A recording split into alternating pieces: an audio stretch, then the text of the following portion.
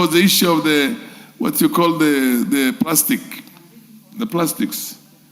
And we are a leader in the world when it comes to the banning of the plastics. And you know, at the time, everybody. So it's incremental, and it's good to go for the best practices and get the best legislation. And the technicalities of how to achieve that will be, yes, Honorable Faisal.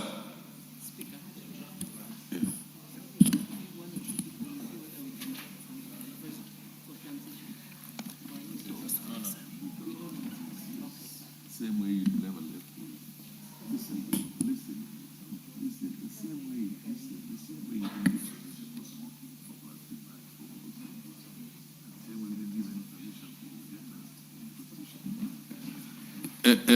it. Yes, Namwar. Thank you, Chair. I thought you were confusing me for Faisal. Yeah, Faisal is behind you, and the two of you look very alike. I don't know who is. He has rubbed onto you some of his. Okay, proceed. Thank you, Chair. Now, I want to thank Millie and Umur for this. Chair, my contribution will go into the need for leave no one behind. Chair, I think the community, the deaf, the blind, and the deaf-blind community is important in our community, and we may not want or we may not seek to have legislative frameworks that can leave them behind.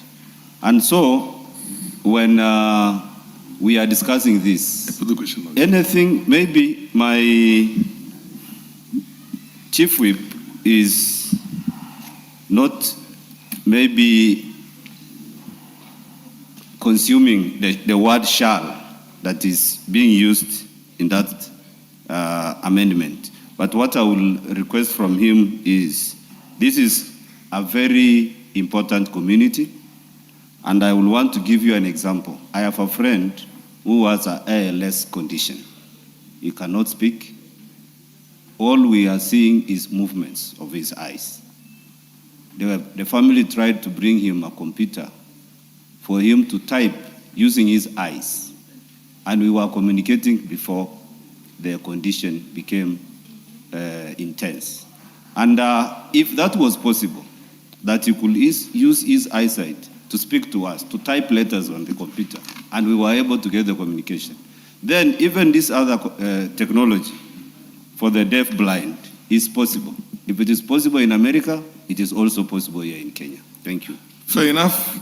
Honorable members, I now put the question that clause 8B be now read a second time. Will as many of the parents say aye? Will the man of the contrary parents say nay? The ayes have it. Honorable members, I now propose the question that the new clause 8B be part of the bill.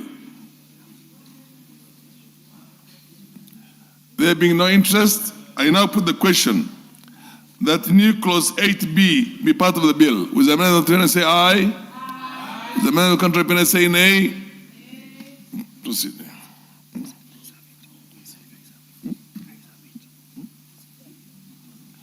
The ayes have it. I don't know why I forgot to say the ayes have it, yes. New clause 9A, 9B, 9C, 9D, 9E, 9F, 9G, 9H, 9I, and 9J. Honorable Mover, move the second reading for the clauses that were just Honorable read Chair, out by the clerk. I beg to move that new clauses 9A, 9B, 9C, 9D, 9E, 9F, 9G, 9H, 9I, and now 9J be now read a second time. Honorable Chair, this regulation is to create the Kenya Sign Language Council, which will be able to provide regulation for interpreters and erase the quacks in the market. Thank you.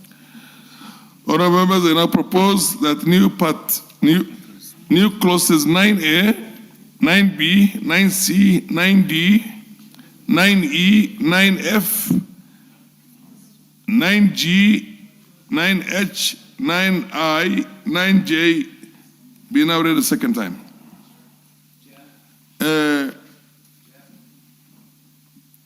I'm looking for somebody who has not had a bite. Okay, the Honorable Rikiri, but before you take the floor, I want to recognize in the public gallery a school called Crossroads Star Academy from Dagoretti North, Nairobi. I'm welcome you to the National Assembly. This is the house of laws for the welfare of society and the just government of the people of the Republic of Kenya. So I welcome you. I also welcome, because I want to welcome you both, in the Speaker's Gallery, students from Amaya High School in Tiati, Baringo. Welcome, welcome. You are the future leaders, and sometimes the future is not too far off. Can be just a matter of years. So I will ask the Honorable Namwar to give words of wisdom, words of encouragement to the students who are in both the public and the Speaker's Gallery. Chairman, I want to thank you so much for welcoming, and I want to join you. Chair, I want to take specific welcome note to the students from Tiati. I am from Turkana County, and they are from Baringo. You know what has been happening between the Pokots and the Turkana in terms of banditry and cattle rustling. And therefore, Chair, mine is to wish them well as they learn, but to avoid any kind of leadership, any kind of aspirations that will deny them an opportunity to learn and to prosper. And even to churn, to avoid any kind of retrogressive practices like banditry. Thank you, Chair. And we will be able to be ambassadors of peace and prosperity in the two communities. Thank you, Chair. The Honorable Rachel Nyamai, who is a member of the Speaker's panel, give a word of encouragement to the girls and the boys you see on both sides. Dr. Rachel Nyamai, Thank you. Three-term member of parliament. She's been here for 3 consecutive times.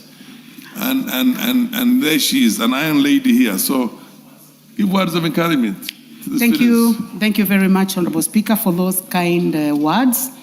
I would like to also welcome the students who have come from so far away, seated in the public and also in the Speaker's Gallery this morning. I would like to tell them that the sky is the limit. You have the advantage of being young. You have the advantage of having a country that is getting organized by His Excellency Dr. William Samoei Ruto. You have a country that has roads, that has electricity, that school books are being bought. So you do not have an excuse not to succeed. So I would like to encourage you that you can be what you want to be. It doesn't matter what kind of a family you come from. Welcome to the National Assembly and continue listening to the proceedings of the House. Thank you, Speaker. The Honorable Wamboka and the Honorable MP for Kapuchai.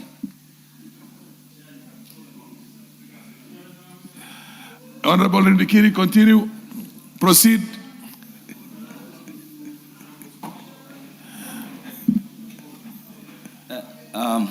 Thank you, Mr. Chairman. I've just been consulting the clerks, and I've also consulted the mover that as we do the recommittal on the matter of what the Deputy Majority Leader has brought up, I am of the strong opinion, Mr. Chair, that part of the responsibility of the Council is to carry out the research to know the numbers that we are dealing with, people who require these services that we are delivering today. Mr. Speaker, if we are able to establish an approximation, which cannot be done by guesswork. Honorable Ndikiri, Yeah. we are past that. We have already moved from there. We are now in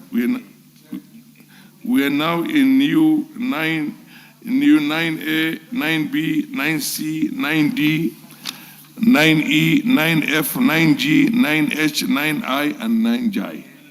9J. So go through those ones and raise issues on those ones. What you're talking about, we are past it now.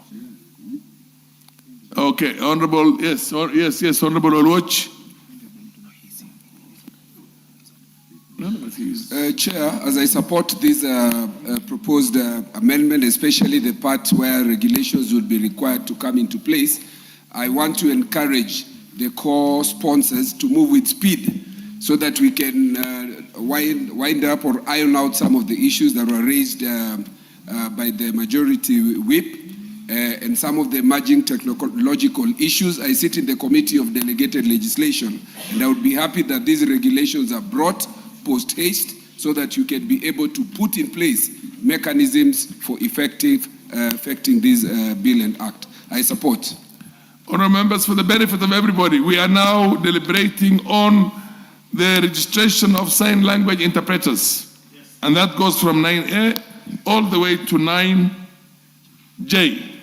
So please, let's be relevant, according to the order paper. Yes, the Honourable... I would like to first speak on the new part 4, which has the clauses 9, all the clauses in 9. Yes. And Honourable Chair, if you look at these clauses, they talk about registration of sign language interpreters, and they give us qualifications, application, registration, register, certification of registration, effect of registration, and many things, practicing certificate and all that.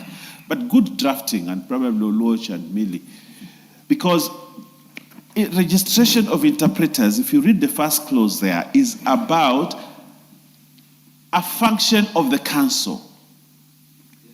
And it says, Kenya Sign Language Interpretation Services shall apply for the registration to the council in the prescribed manner. Yes. Okay. Yes. So this is a function of the council, which should have come under 5C, where you are talking about functions of the council. And then it would have been neater if now these provisions, because you say in the prescribed manner, the prescribed manner here should have been a schedule. So all this information now becomes Schedule A or Schedule B or whatever schedule. Or they can be relegated to a regulation instead of putting all these things into the main body of the bill. It is my suggestion, and if I know Ochieng is a lawyer, I know Millie is a lawyer and a good drafter, I think neatly we would have just created a schedule on what it requires for you to be registered as an interpreter, the qualification, and all those kind of things, and just allowed and removed the whole of Part 9 and allowed this to be a function of the council. And you put it under probably 5C K or 5CA, and then we would have a neater bill. I think we need to reorganize this bill for purposes of a good law. I would like to hear from the lawyers and the drafters that are in the House. I am happy to be guided. I am happy to be guided.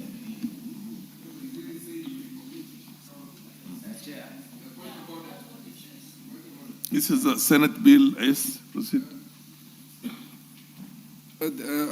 What I wanted to ask the member is, are you then proposing that you recommit, because I would have expected that you say that you're coming up with an amendment proposing that this be dropped and it be recommitted, where now you put a text for this to go to a schedule and some to go to regulations. That's why I spoke to the question of regulations when I contributed. Maybe you will help the member by saying that I am putting a text for recommittal, that this be taken to the schedule. Yeah, I'll give you the mic, but two things here. It is the registration and regulation of the interpreters themselves. The rules to be set on how the interpreters have to operate. So yes.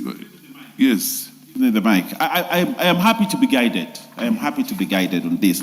But I would like that we move an amendment, a further amendment to this. And if the drafters are here could give me a text, I would move an amendment or to recommit that we put the registration of interpreters as one, because it's one of the functions of the council. So it becomes a function of council. Then we do a schedule on what are the requirements of because I can see registration, you see, the registration, all this kind, qualifications, application for registration, all these details can just be put together into a schedule. I don't know, I need probably to consult there, but I would like to move that amendment so that we make progress. I don't know what the other be guided. Yes, Ngusia.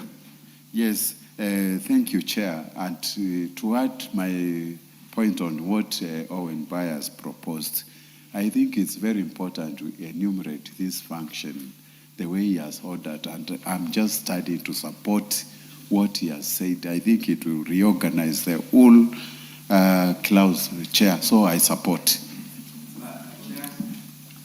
Yes, Ndikiri.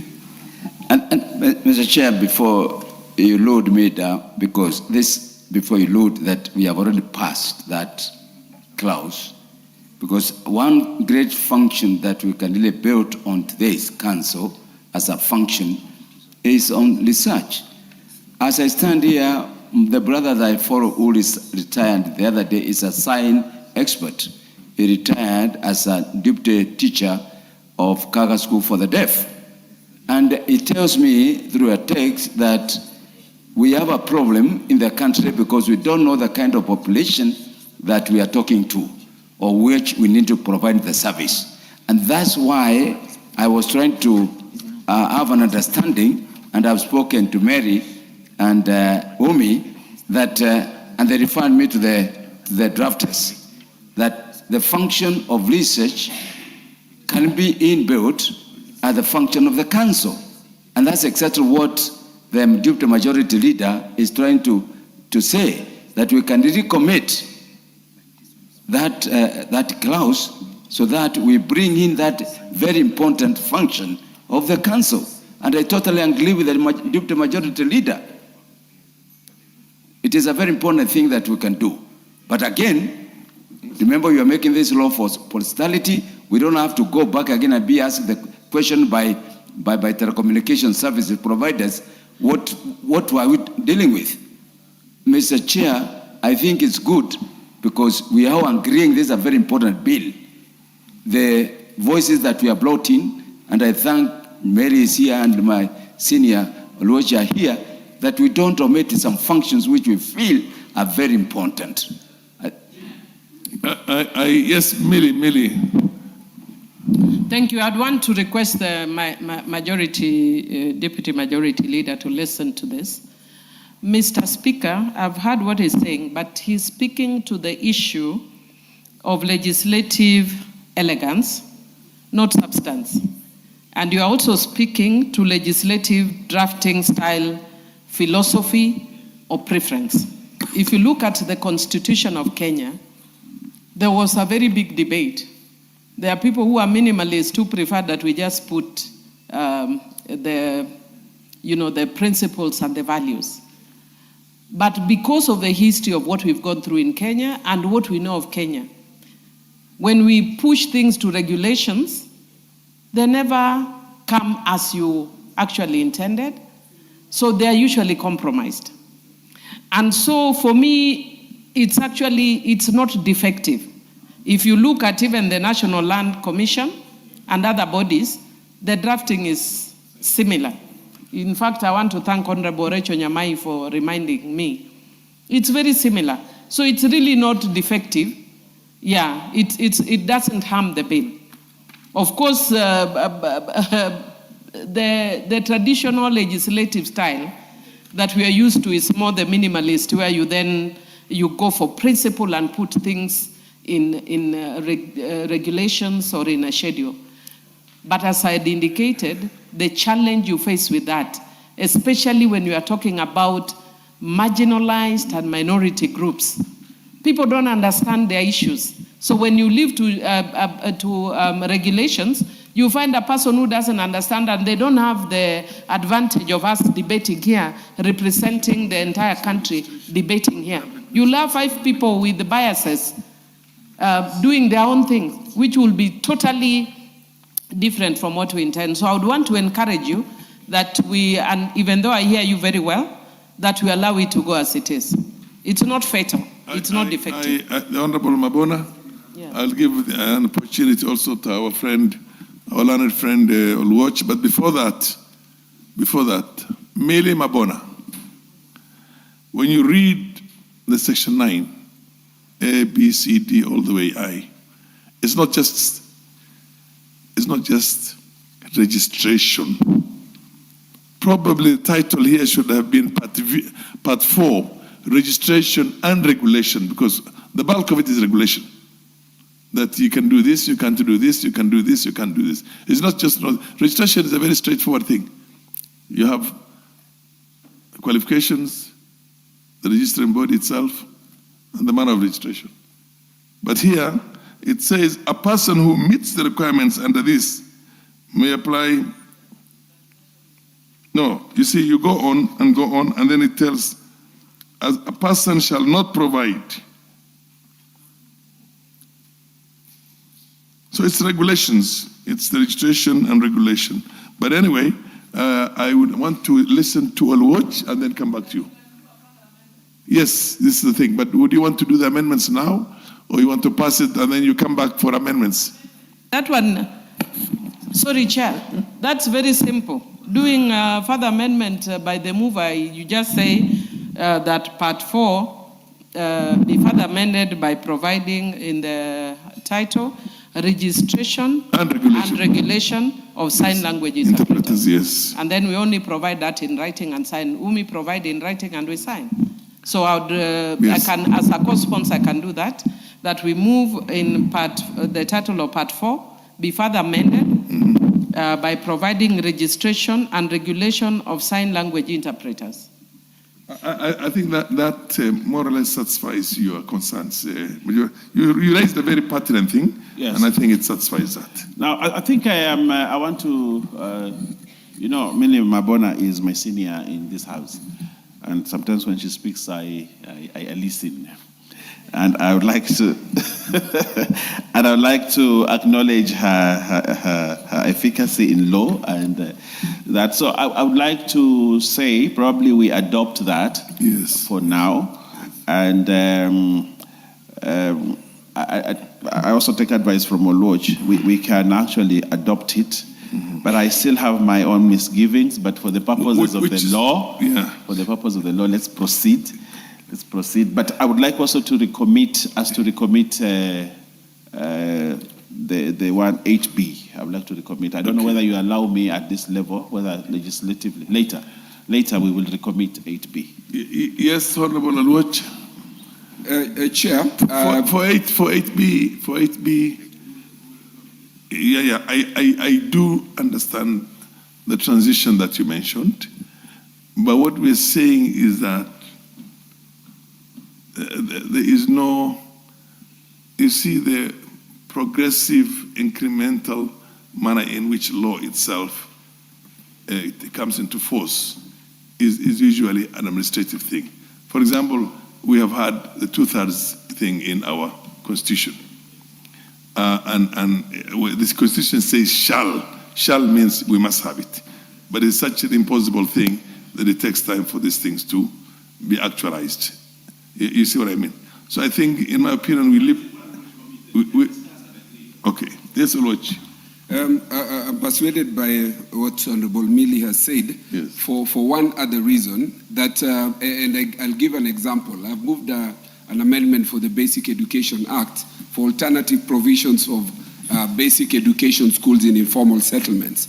And this category have perpetually been discriminated because they were operating under some regulations, which under legal notice were never put into place. The effect of that was that there was no budgeting, no capitation, no CSC teachers. So it is possible that on an affirmative action like this, you have a very good bill, relegate the issues to regulations, which will never be implemented. Yes. So I'm persuaded that we let even the overprescription, so long as it is not defective in drafting, okay. We go by Milli's. I propose. Which I put. Yeah, would you want to? Yes. Thank you very much, Chairman. This is going to be committed. Chair, I would like to agree with the. I first of all thank the majority leader because he has agreed that we proceed the way the Honorable Millie Odhiambo is suggesting, Odhiambo Mabona. Chair, it's better to over-legislate than to under-legislate. Absolutely. And especially on this matter that concerns the deaf and the blind. I think we would rather do the best that we can so that they are able to benefit from information sharing in this country. And Honorable Speaker, I've just looked at the whole write-up, and it concerns continuous learning, how much these people should be paid, how the register should be maintained, even the mannerisms.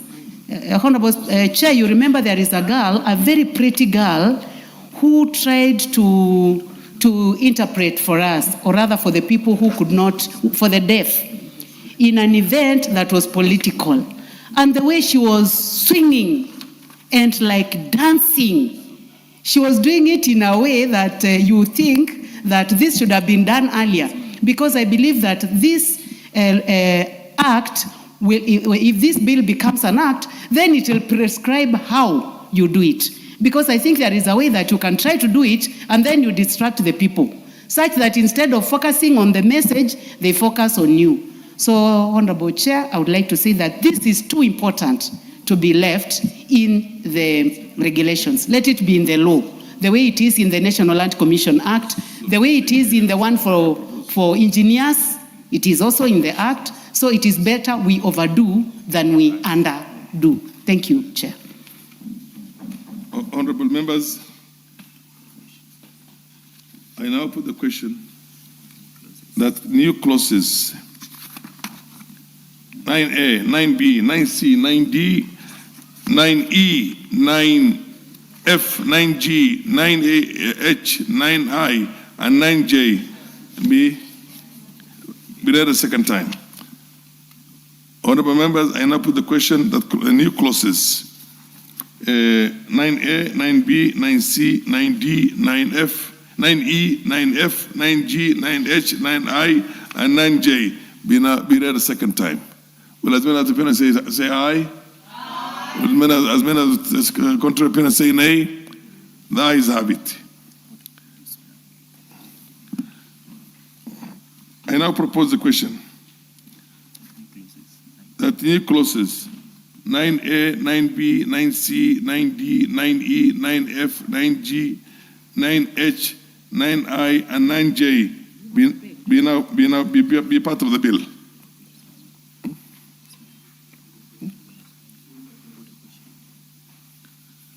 Without this amendment, Yeah. Honorable members, I now put the question that the new clauses 9A, 9B, 9C, 9D, 9E, 9F, 9G, 9H, 9I, and 9J be part of the bill. Will as many as say that question? As many as opinions say aye? Will as many as contrary opinions say nay? The ayes have it.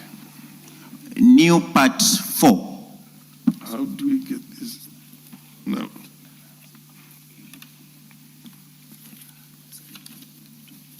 Honorable Member Millie, can you move the amendment? The title which you have already has been approved, yeah. Which is registration and regulation. Which part is it again?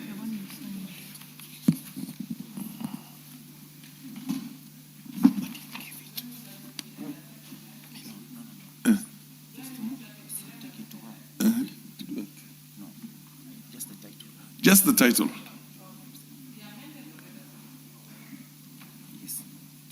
Be amended. Yeah.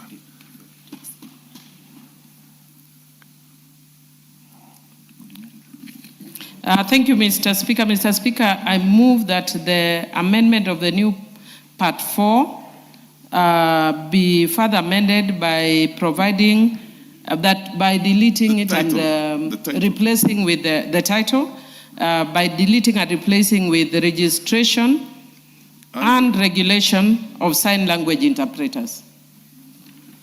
Honorable members, I now propose the question that the title be amended by deleting the current one and inserting, what is it?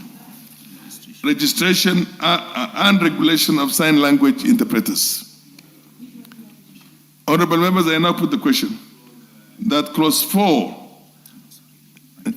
part 4, be amended, the title of part 4 be amended to read the registration and regulation of sign language interpreters. Will as many of the opinion say aye? Aye. Will as many of the contrary opinion say nay? The ayes have it. New clause 16A, new clause 16B, new clause 16C, new clause 16D, and new clause 16E. The movers, any of you can move the justification of the new clauses for the second reading. Honorable Chair, I beg to move that new clauses 16A, 16B, 16C, 16D, and 16E be now read a second time. This is to justify the sources of funds for the council. Honorable members, I propose the question that new clauses 16A, 16B, 16C, 16D, and 16E be now read a second time.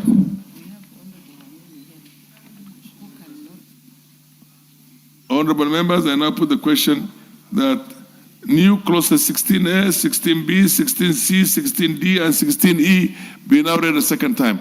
Will as many of the parents say aye? Will as many of the contrary parents say nay? The ayes have it. Honorable members, I propose the question that new clauses 16A, 16B, 16C, 16D, and 16E be part of the bill. Honorable members, I now put the question that new clauses 16A, 16B, 16C, 16D, and 16E be part of the bill. Will as many of the parents say aye? Will as many of the contrary parents say nay? The ayes have it. New part 6, a proposal to insert the following heading immediately before clause 17, part 6, miscellaneous provisions. Mover. Give her the mic. Give the honorable member the mic. I beg to move that the bill be amended by inserting the following heading immediately before clause 17, part 6, miscellaneous provisions. I now propose the question that the bill be amended by inserting the following heading immediately before clause 17, part 4, miscellaneous provisions. I now put the question that the bill be amended by inserting the following heading immediately before clause 17, part 6, miscellaneous provisions. Will as many of the opinion say aye? Will as many of the contrary opinion say nay? The ayes have it. New schedule. Mover, second reading for the new schedule. Where's the new schedule?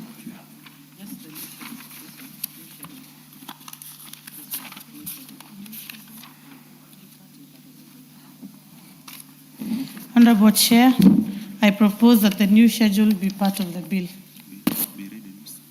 No, be read a second time. I propose that the new schedule be read a second time. Okay, give the justification. Give the justification, Omolkair, why it should be read a second time, the new schedule. Why did you change it? Where's the new schedule? The new schedule gives us provisions for the conduct of business and the affairs of the council. And it wasn't there before. It wasn't considered in the initial. Honorable members, I now propose the question that the new schedule be read a second time. Honorable members, I now put the question that the new schedule be read a second time. Will the men of the opinion say aye? Aye. Will the men of the contrary opinion say nay? The ayes have it. Honorable members, I propose that the new schedule be part of the bill. Anybody who wants to contribute? Honorable members, I now put the... You want to contribute? Honorable members, I now put the question that the new schedule be part of the bill. Will as many of the opponents say aye? Will as many of the contrary opponents say nay? The ayes have it. Clause 2.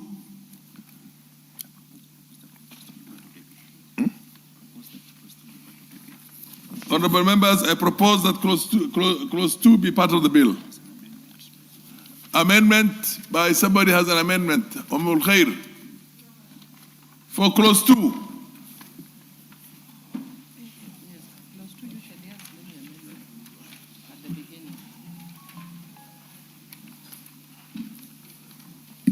You have an amendment. You have a proposed amendment. A insertion of expression in the opening statement immediately after the word acts and all those. You don't have that material with you. You did ask for an amendment. Clause 2. I beg to move that the clause be amended as it appears on the order paper. Huh? Is it? We're waiting for the justification. Honorable Ummul Khair, have you got the order paper where you have the clause 2? You did seek an amendment for that and you gave the justification.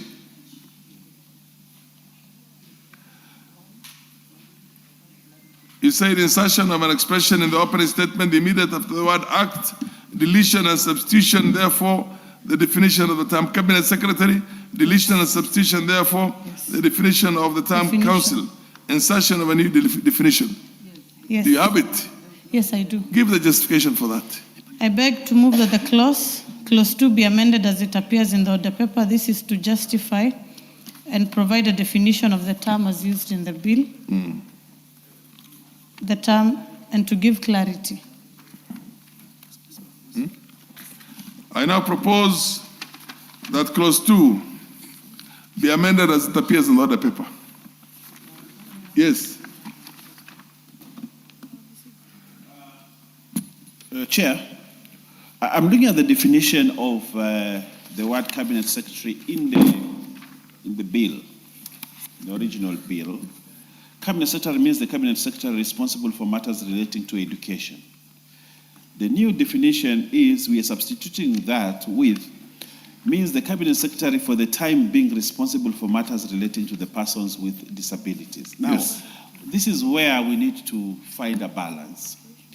This is about sign language. It's about language. Okay. So what did you agree? Here, language is a subject matter within the purview of education. Although this education relates to the education of people with disability. But then the new definition we are giving for cabinet secretary is cabinet secretary for the time being responsible for matters relating to persons with disabilities. Now, Which cabinet secretary? we need to understand whether this is a bat, whether the bat is an animal or is a bird. And this is where we mess this bill. This is where we mess this because currently we have a bill on disability. We have a bill on disability. Under which ministry? Which is actually under the ministry of those that are in charge of disability. Which is which ministry? Ministry that currently in charge of disability. Is it gender? Gender and social protection. And that bill has provisions for sign language. It has provisions for sign language. And when we bring in the issue of changing it from education to the ministry now under disability, whether we are doing either an legislation or we are putting it in the wrong hands, in the wrong place. Because can the minister, for the time being in charge of disabilities, Gender and social protection. yes, do things in the Ministry of Education? Social protection. So I would have loved to see the committee report. And And I would have also loved to see, were there any amendments from the committee? What did the committee say? Because this now, if you look at this bill and you look at the amendments that are here that my lady Omolher is pursuing, this bill completely obliterates this bill, makes it completely different from this bill. And this is a Senate bill. This is a Senate bill. Having come from Senate to here, we gain concurrence, we pass. Of course, we are making amendments, which is our duty and our job. But these amendments are actually more than the contents of the bill. And I am afraid, I am very afraid, are we doing the right thing? In this the question is it more appropriate to the Minister of Gender and Social Services or in education? Is that we leave it under education. We do not change to ministry in charge of Isn't education, Minister of Education already has hands full? This is about language. No, but it's also disability. Yes. It's also disability. It transcends many things. You guys, we need to recommit the whole of this bill so that it is relooked at. Honorable Mele, from where I sit as a member of Parliament for the DAB, I think the Minister of Education already has got his hands full. And the Minister of Gender and Social, what do you call safety or whatever, social protection. This is a societal matter, and I think it wouldn't be in the best interest of the people who are affected for this to be lumped with the Minister of Education, which is already a very big thing. Thank you, Mr. Speaker. Mr. Speaker, actually listening to Honorable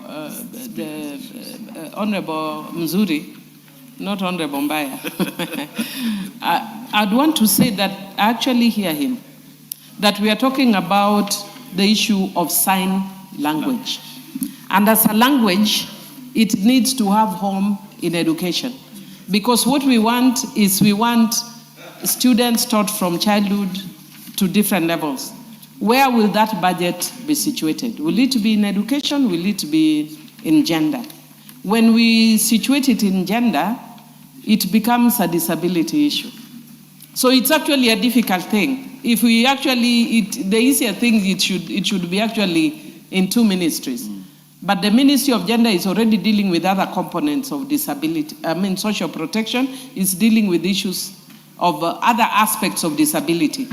But because we want it to be revolutionary, to show that what we want is actually sign language as a language, it would be better if it's situated in education. So I would want to agree with the majority leader that perhaps Honorable Umi can drop Cabinet Secretary for... You just dropped the amendment, that's all. No, it's just because there are several. There are several, so she'll just drop the one on Cabinet Secretary. Yes. Yeah.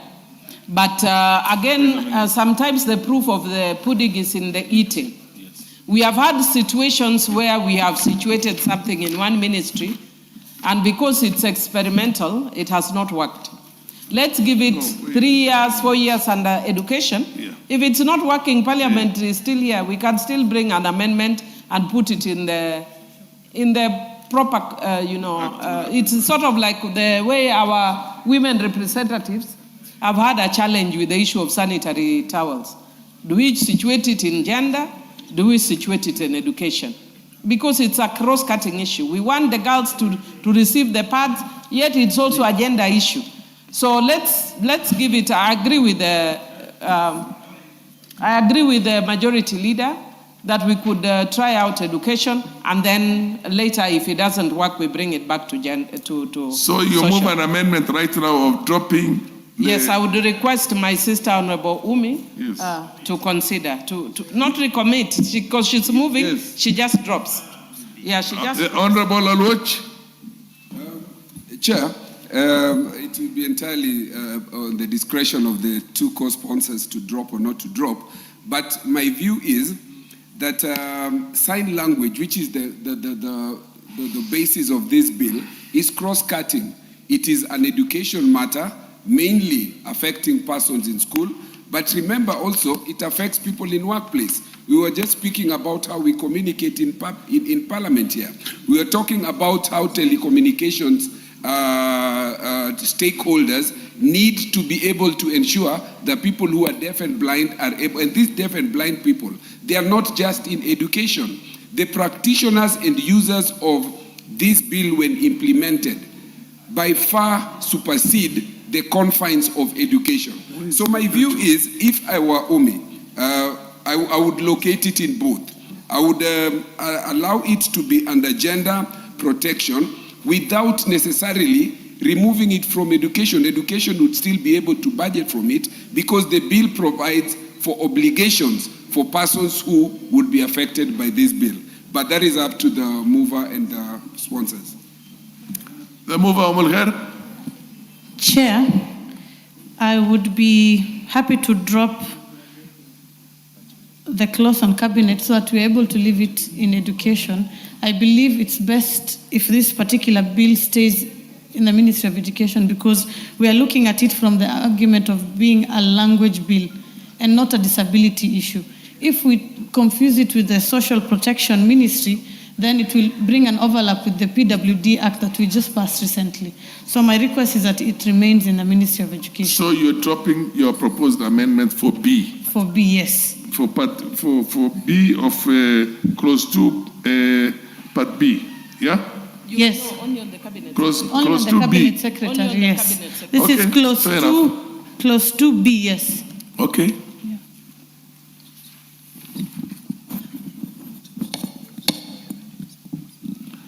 Honorable members, I now put the question that clause 2B be amended, be further amended as proposed by the Honorable Mover. Will as many to parents say aye? Aye. Will as many contrary parents say nay? The ayes have it. Honorable members, I now propose the question that clause. Honorable members, I now put the question that clause 2 as amended, be part of the bill. Will as many of the parents say aye? Aye. Will as many of the contrary parents say nay? The ayes have it. Title. Honorable members, I now propose the question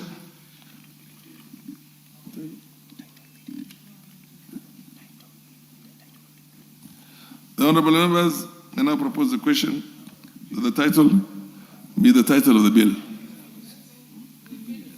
Honorable members, I now put the question that the title be the title of the bill. As many of the parents say aye? Aye. As many of the contrary parents say nay? The ayes have it. Clause 1.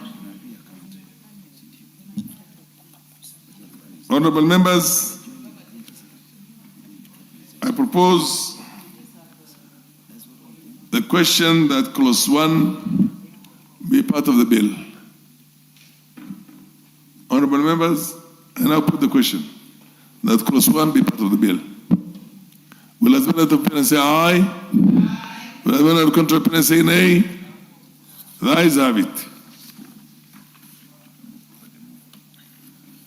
The mover to move reporting.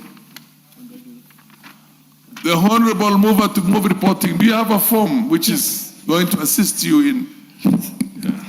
Before we go into reporting, Yes. can I? Okay, I'll do the committee. Okay, thank you. Yes, proceed. Honorable Chair, I beg to move that the committee do report to the House its consideration of the Kenya Sign Language Bill, Senate Bill number 9 of 2023, and its approval thereof with amendments.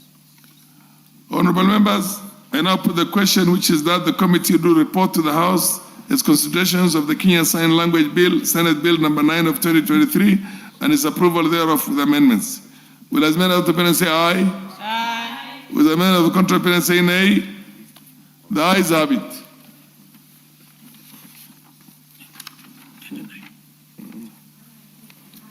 Call the speaker. Honorable members, Madam Speaker.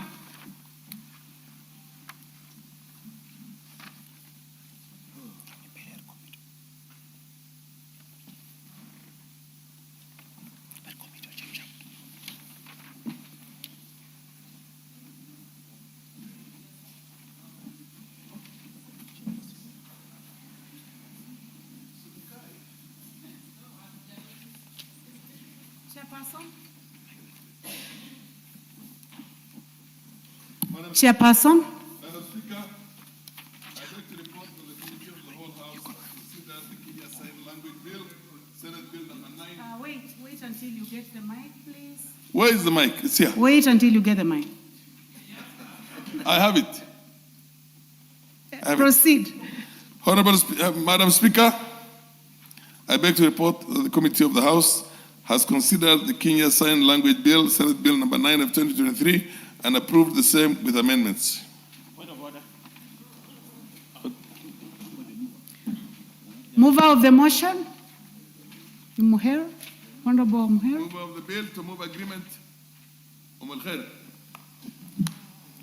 Honorable Speaker, I beg to move that the House do agree with the committee in the said report. I also request Honorable Irene Mayaka to second the motion for agreement with the report of the Committee of the Whole House.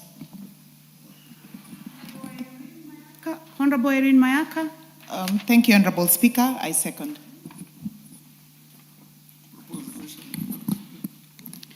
Thank you, honorable members. I now propose the question, which is that the House do agree with the committee in the said report. Yes, Majority Leader, Honorable Baya. Thank you very much, Honorable Speaker. Honorable Speaker, I beg to move that the motion for agreement with the report of the Committee of the House be amended by inserting the word subject to recommittal of the following clauses, Honorable Speaker. That we commit the new Part 2, new Clause 8B, new Clause 16, new Part 4, new Schedule, new Clause 2C. And those parts, Speaker. And also would like to request the Honorable Ndikiri to second the motion. New Part 2, new Clause 8B, new Clause 16, new Part 4, new Schedule, new Clause 2C. And I would like to say that I have looked at the committee report. That's my justification. I have looked at the committee report, which I'm holding here. And I'm looking at the new amendments, especially the new parts that have been included, the new clauses that have been put into this. It totally changes the bill. And because it totally changes the bill, we have a duty as a Parliament, when we have almost 80% of the bill having changed without even public participation on the same, we risk ridicule out there in court or any other place. But we need to relook at it. And because we have an opportunity, it is a Senate bill, we have an opportunity to sit down, relook at all these things, and realign them. Because if you look at this committee report, which Umulher sits in that committee, and where I sit, and I have looked at it, and I have seen that the committee itself has a lot of issues with the bill. And you can see that the committee report has things that are important we need to input. Okay. So I request that we agree but let me be seconded. Sir, I would like to give a chance to seconder first. Member for Vuri. Yes, Madam Speaker, I totally agree with the observation of the mover of the amendment. I second.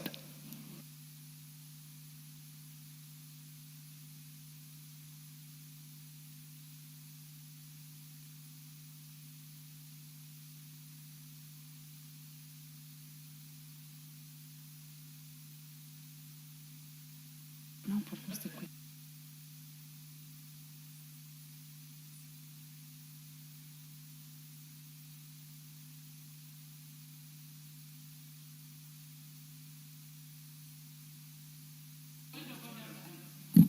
Honorable members, before anything else, I would like to propose the question, which is that the House to agree with the committee in the said report, subject to recommittal of the following clauses: new Part 2, new Clause 8B, new Clause 16, new Part 4, new Schedule, new Clause 2C.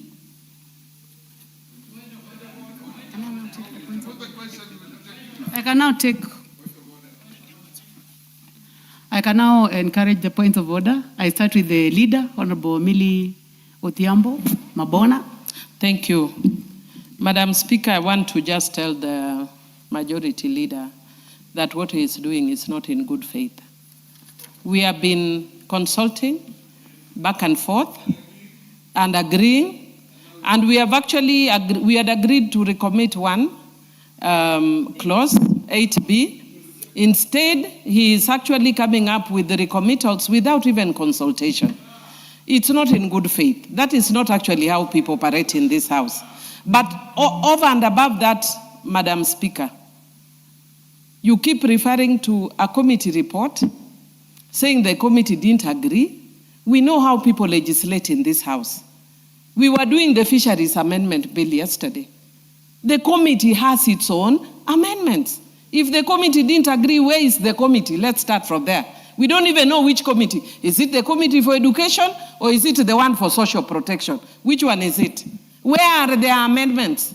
You cannot have members sitting here from morning. Some of us were actually rushing through traffic, listening online. We hardly slept. We have come in the morning to do our work. The committee is not here. And then you are telling us that you are disagreeing because the committee disagree. Where is the committee? I would want to encourage members to disagree with your recommittals. It's in very bad faith. Chair, it is in very bad faith. Let members reject. And in any event, this is not fatal. You have agreed, there were two bills. One was sponsored by Crystal Asige and one by Umi. And I advised them that merge the bills so that you have one bill. So yes, it's emanated from Senate, but it's the same bill that Umi did. So it's not just a Senate bill, so that we cloud members because some people don't like Senate. Me, I love Senate and I love National Assembly because we all do legislation. So let us not cloud members. Honorable member, I would urge you, we still have mediation. If I were you, please correct what you have done and let us go to mediation for some of those issues when we have consulted. But this bill has been here for a long time. Where's the committee? Where are the amendments? It's not in good faith. It's not. Leader, you have made your point. Yeah. No, you have a fresh point of order. You have a fresh. Yes. Go ahead, Wakil. Honorable Speaker, and I want Honorable Bayer to listen. When you raise, I want Honorable Bayer to listen because he may need to respond. Honorable Speaker. I'm not talking to the Honorable Bayer. You are addressing the House, so just continue. Thank you. Speaker, when a member raises a question that the bill raises amendments that fundamentally change the character of the bill, that needs to be raised not at the committal stage when we have already called for the reporting. He needed to have raised a question for a determination, a substantive determination by the Speaker that this bill cannot proceed in the third reading because it raises fundamental changes that would change the character. So I think raising it at this point agrees in bad faith. And secondly, Honorable Millie has said it is open to mediation. If we have done things that the Senate disagrees with, that is the reason why we have mediation. I would like to urge you to drop your recommittals and allow us to conclude this bill. Can I, Majority Leader, can you allow me to just give a few, then I come to you? Or you want to drop?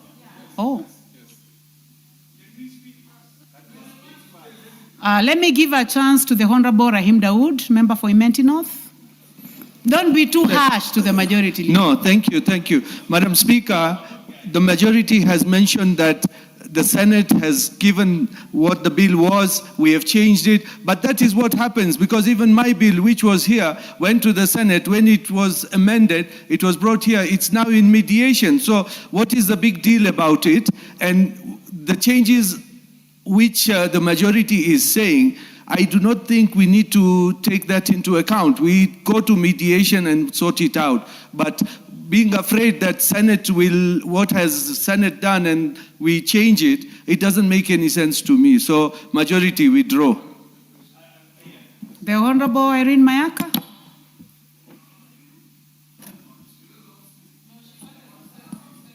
The Honorable Majority Leader. The Honorable Owen Okay, Baya. I want to say this, and I want to take you. I say I like Millie Odhiambo. If she had not been married by now, probably I would be. I like her. I like her. I like her very much. For sure something is out of order. The Honorable Farah Maalim. The Honorable Farah Maalim. Order, CNN, order. Order, CNN. No, take your seat. The Honorable Farah is on his feet and he's on a point of order. Proceed. And he's your senior. 5 terms in this house is not a joke, CNN. Honorable Speaker, you notice he is resorting to going into the emotional and sentimental, what they call other side things, and giving an impression that if you come along with me, I want to go. And he doesn't. Does he know whether Millie is available is or not? So Honorable Oyambaya, just drop your recommittals and amendments. Drop the amendments and we proceed. If you love us so much, drop the amendments. The Honorable CNN, before we go back to the Honorable Baya.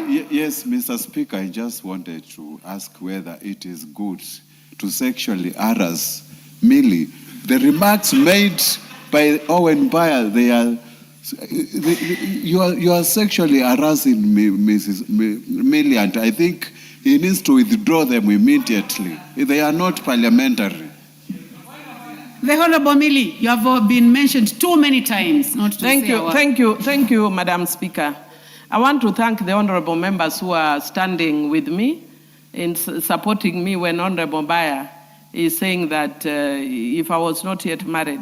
And I know it is in goodwill, and I know Mr. Mabona is watching. Yes. But Mr. Speaker, when you reach the age where I am, when I'm seeing 60 yonder, it is approaching. Yeah? If a man actually looks at you and thinks you are very beautiful, it is encouraging. So don't be too hard on him. It's a very encouraging thing. Being in menopause is not an easy thing. He will not marry me, but he's encouraging me. He's not sexually harassing me, he's encouraging me. So, because it's on a light note, he's not harassing me. If it was on a serious note, he would have seen me fire, see fire. He would have got fire, see fire. Yes. So, Honorable Members, canter and banter is allowed in this house. I believe that the Honorable Baya was just bringing some life into this debate. And now I can now seriously give you an opportunity. And interestingly, Millie doesn't mind. Millie doesn't mind what you said. And Millie, I must tell you that you look so good. Honorable Millie Odhiambo Mabona. You look good. You don't even look anything close to 60. So you're doing good. Be on record that I would like to drop the recommittal so that we make progress. I also want to tell Millie, just petty jealousies from Farah, from CNN, will not discourage me. Will not discourage petty jealousies. So we would like to drop the commitment because I am encouraged by the fact that this will go into mediation. And therefore, at mediation, we'll find a balance so that we pass good law. I think I come from the perspective that I would like us to pass good law. And I do not want us to go into mediation where we have too much to mediate. I think we need to have parameters of mediation that are, slim. But having said all that, I would like the attention of the... Yes, she's being guided. She's being guided. I would like to withdraw and drop the commitments. Thank you very much.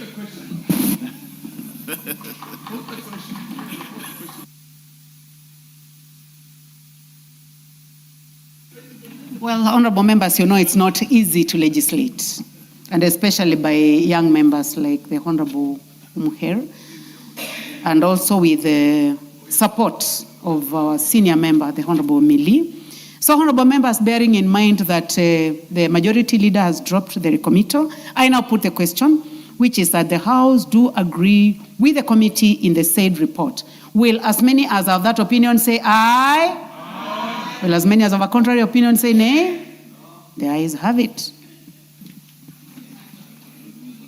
Mover. Honorable Speaker, I beg to move that the Kenya Sign Language Bill, Senate number 9 of 2023, be now read a third time. I also request Honorable Dawood to second. Honorable Dawood? Thank you, Madam Speaker. I congratulate Honorable Khair for taking this step, being a first-term member and a nominated member. I think she has done very well for where she's come with this Senate. She has assisted in moving this bill.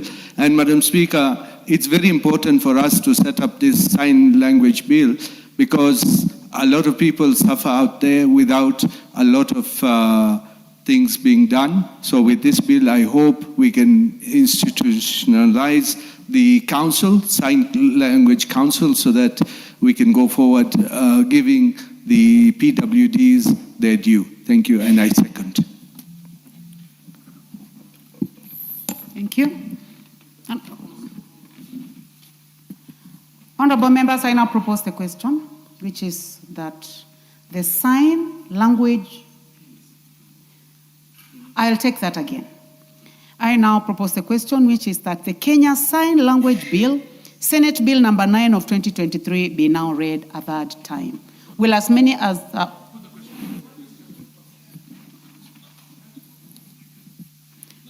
I can see many people want to comment. Let me start with the Honorable Mayaka. Thank you, Honorable Speaker. Honorable Speaker, I just wanted to add my voice to this particular very important piece of legislation. But first of all, congratulate my fellow nominated Member of Parliament, Honorable Umi, for the fantastic job. I was following while she was actually going through the third reading with the help of our mentor, the Honorable Millie Mabona.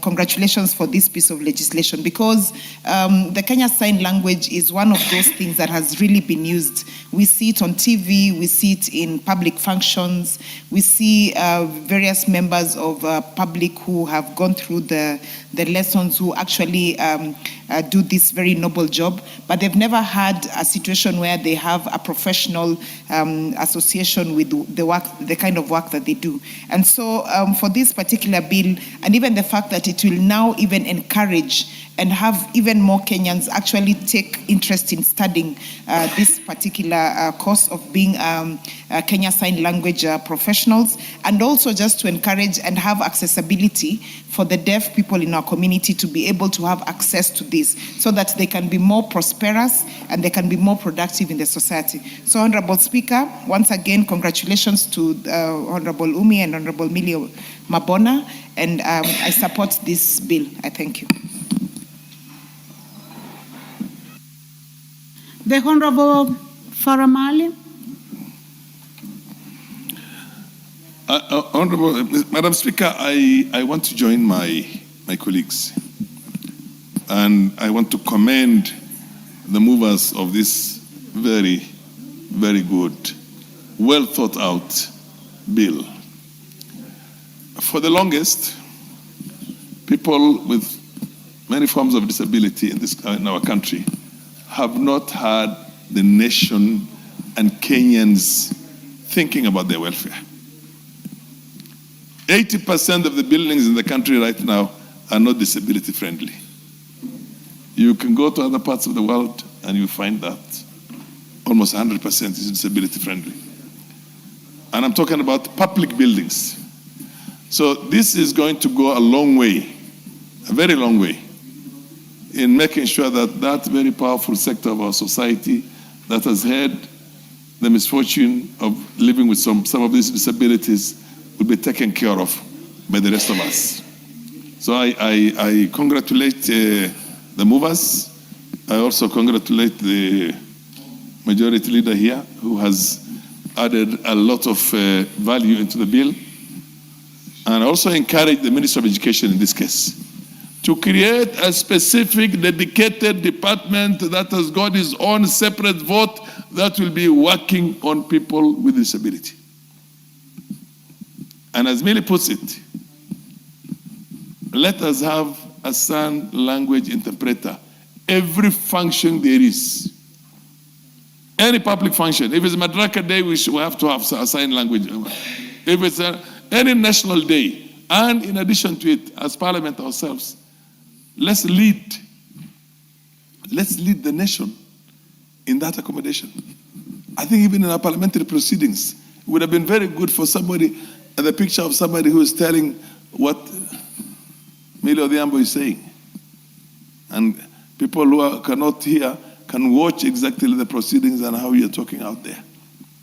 It's no longer like when me and her were in Parliament, more than a decade ago, and all the proceedings in Parliament used to be in the newspaper. So people who cannot hear would read the newspaper and see what she has said, because there was a whole caption on Parliament. It used to say, "Yesterday in Parliament." We don't have that these days. So it's important also for them to listen to parliamentarians as they deliberate on matters of national interest. So you can have somebody in our own national television here, the parliamentary press itself. You have somebody who is there and who is translating our contributions in sign language. So I think House, National Assembly, Senate, Parliament has to lead in this process. And let me tell you one thing. This might look like a very ambitious bill. This country is known for having extremely ambitious bills. We had the ban on smoking in public places. And everybody was wondering, how is it going to be enforced? And I think over 90% of Kenyans don't smoke now. This is a country where you enjoy sitting in public places without having to worry about somebody smoking next to you. And then came the issue of the plastic bags. And when it came to the smoking, I remember Charity Ngili were in Parliament with her, did such a fantastic job as a minister for health that time. And today we can boast as a country. You go to other countries and you find it difficult even to walk in their streets because everybody's smoking. And I'm talking about some of them which are first world. Here we are leaders in that side. I mean, in that particular. I know you are very passionate on this subject. But yes, you know yes. It is Now let me just finish. Let me just finish. Please limit your debate. Yes, yes. I'm limiting it. Issue of that. Even the Constitution that says that we have to have a certain gender balance in our Constitution, in the representations in Parliament, it's somewhere. We might not get it, but it is a good move in a sense, because we're able to bring in the other gender into the mainstream. That's why Emilia Mabona is doing what she's doing right now. The technicalities and the way to go about it, whether to constitutionalize it or not, is up for debate. But to have more women in Parliament is quite a very good thing. So thank you very much, Madam Speaker. And I want to thank the movers and everybody else who has contributed on this bill. Thank you. We also thank you. You have also done a very good job as the chair in the third reading. The Honorable Millie, do you have an intervention or you have dropped? No. Thank you, Madam Speaker. Madam Speaker, I just wanted to take this opportunity to congratulate Honorable Umi and Honorable Asige, who are the principal sponsors, and then, of course, Honorable Kamar, who was also a secondary sponsor in the Senate. It's a good bill, and it also shows that we are concerned and care for our people with who are I don't want to say disabled, but are differently abled. Madam Speaker, I have listened to what the majority leader has said, and I take my word seriously.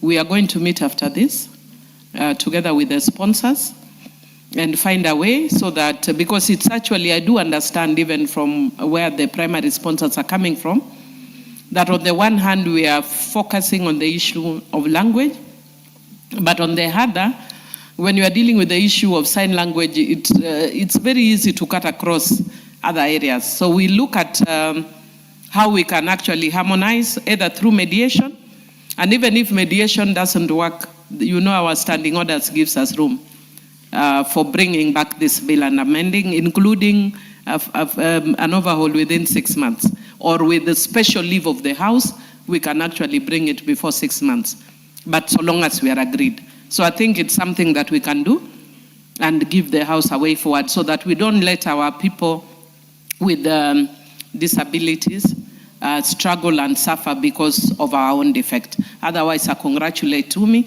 This was really wonderful, and keep it up. You make us proud. I've seen The young women who have come in this house, this 13th Parliament, who are nominated, are doing exceptionally well. And I want to say that I'm very proud. I'm very proud of you. Thank you. Yes, Honorable Baya. I want to take this opportunity to thank Umi and Asige and all those people that have put together this bill. And I want to echo one of the things that Honorable Millie has said. You see, in this chamber,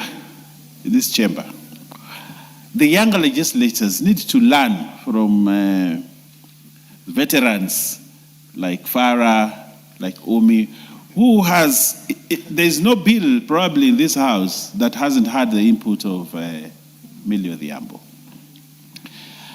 And legislation, being in Parliament is not just about representation and talking. We have a fundamental duty, legislation. And I want to say congratulations to Umi for actually taking that bit, that you can actually come with a bill, legislate, and move it forward and allow it to pass. I'm afraid sometimes that as we progress, the numbers of younger people who have come get diminished as we move to third reading. People love second reading. But when it comes to third reading, it's the old guards, myself, Millie, Farah, probably Muli, and young legislator like Mayaka, yes. Rindikiri is an old hag, doing very well. Actually, he sits here throughout third reading. And I think this is something that we need to teach young legislators. Let's take this house, let's make laws, let's put our brains into it. Let's have a bill having 120 amendments because everybody's thinking different so that we can enrich the legislation that is coming. But I want to thank the ladies. I don't want to call them women, the ladies. I want to thank the ladies. The men have disappeared, but the ladies have stayed. So I want to ask the men, and I think I will need to call a men's conference.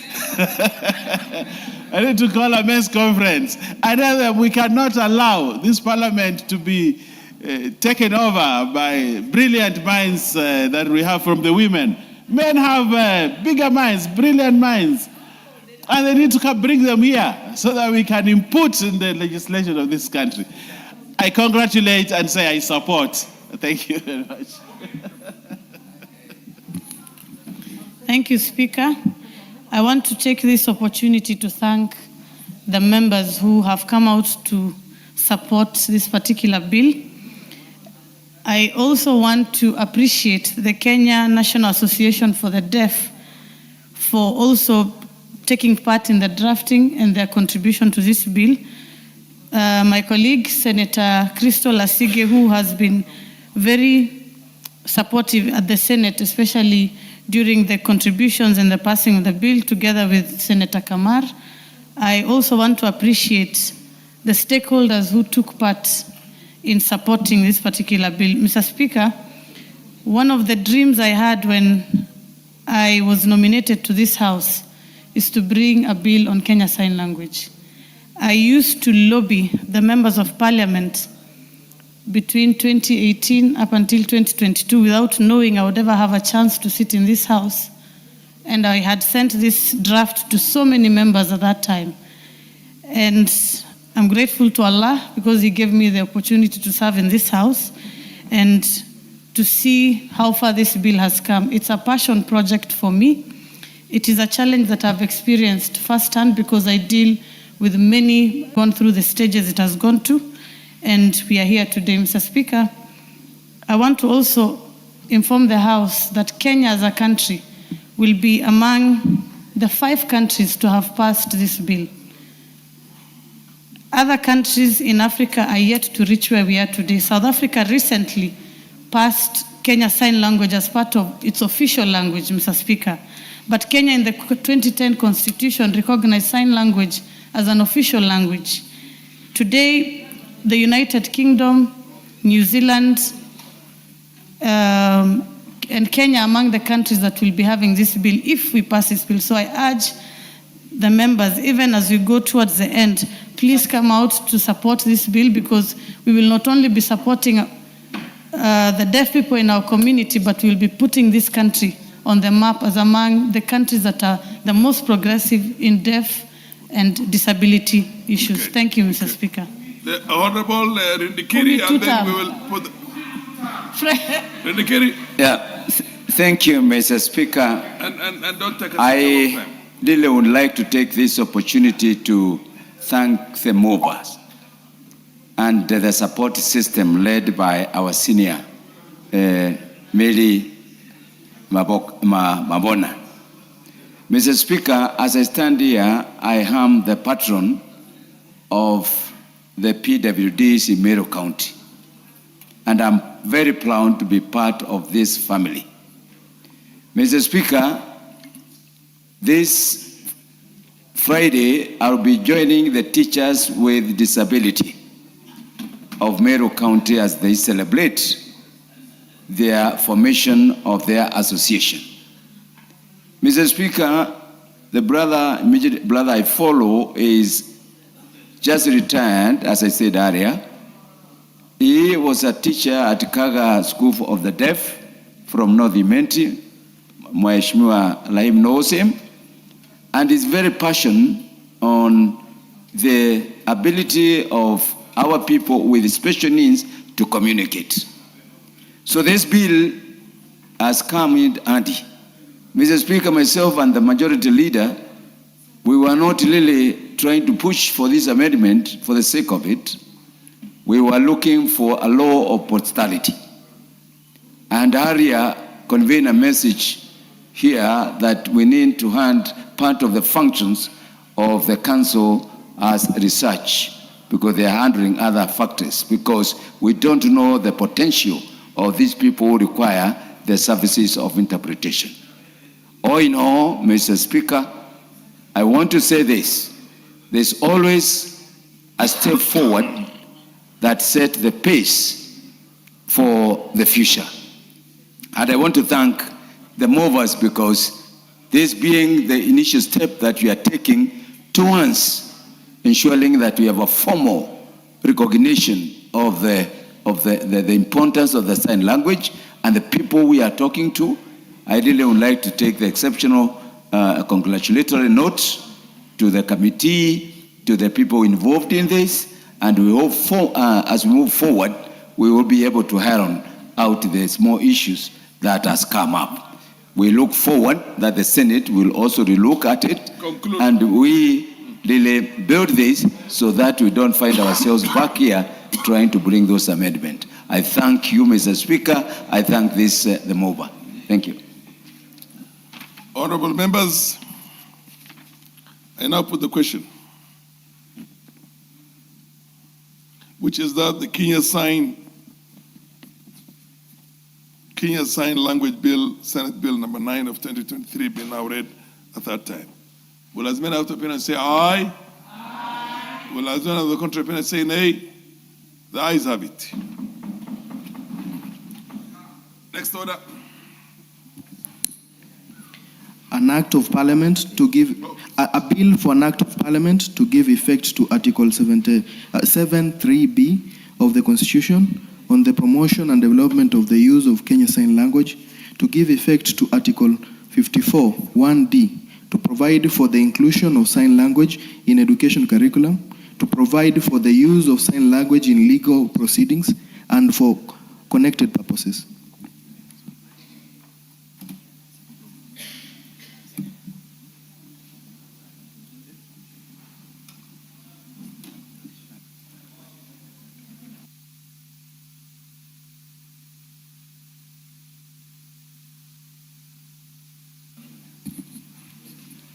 Next order. Order number 9, the Penal Code Amendment, Bill, National Assembly Bill number 53 of 2024, second reading, resumption of debate.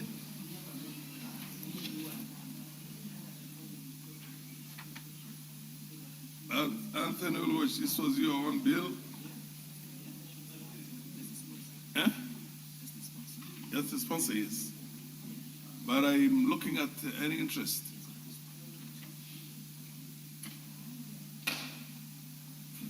Emilio Odhiambo is. Oh. honorable members also are interested in contributing on this bill, which is the Penal Code Bill, Amendment Bill, National Assembly Bill of, I don't see any names in here. Thank you. Proceed.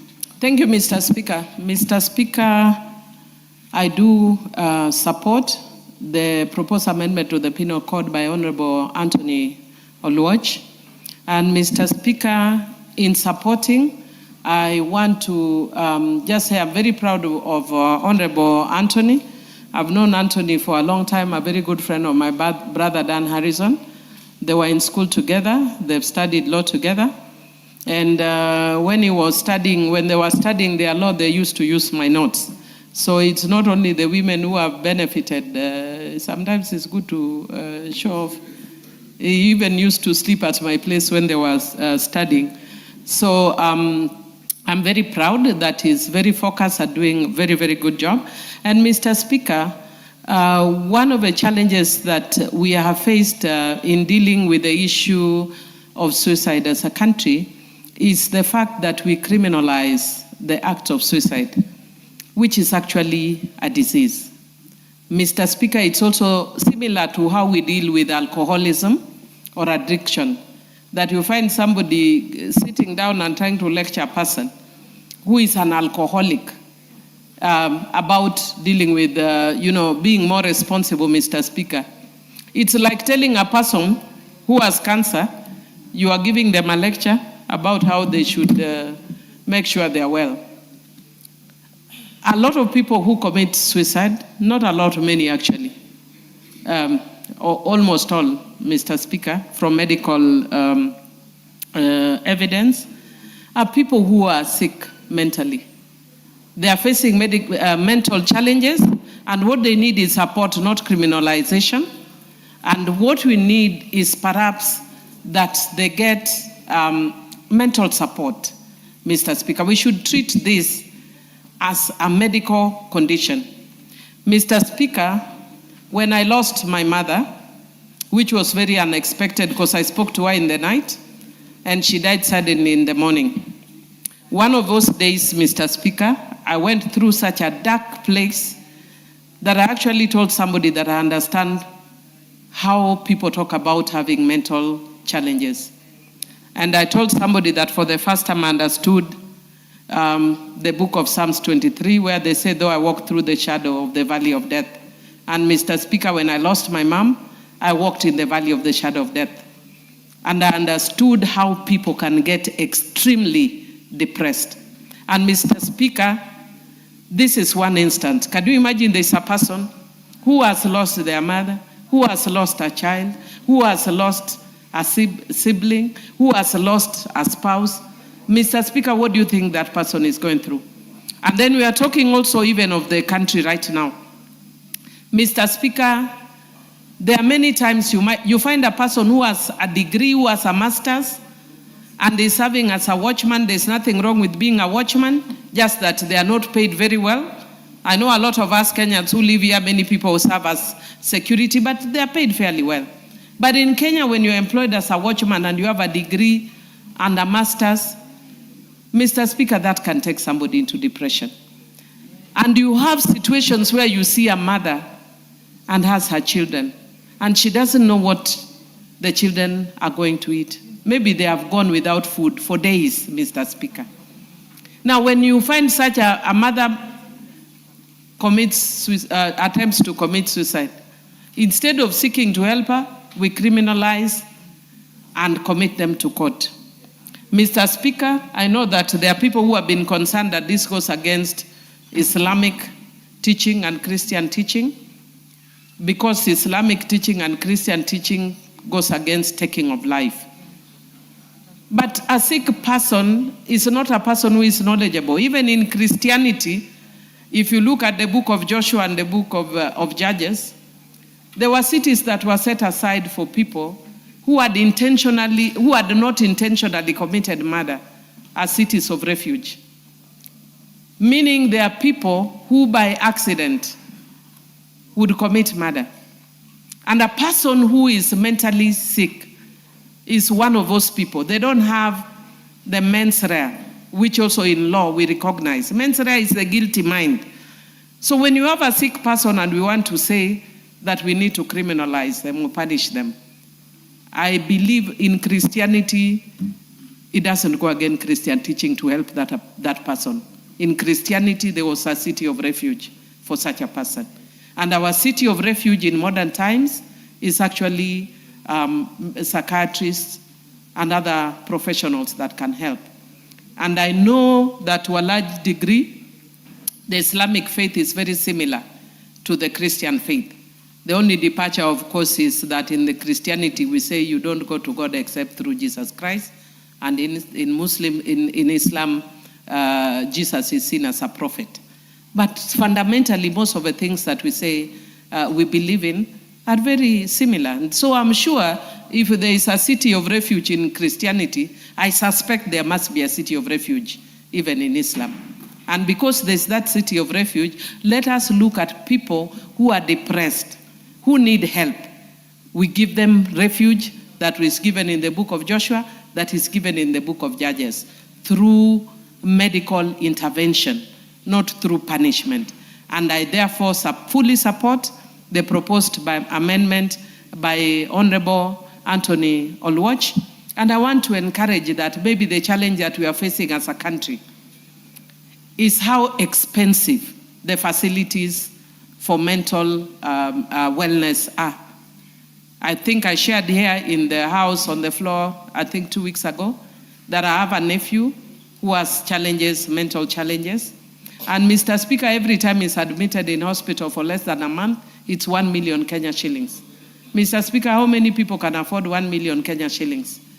We make this a very expensive affair. And then the facilities that are government-oriented are also stigmatized, that you can only be taken to Mathare, and Mathare is seen as a very stigmatizing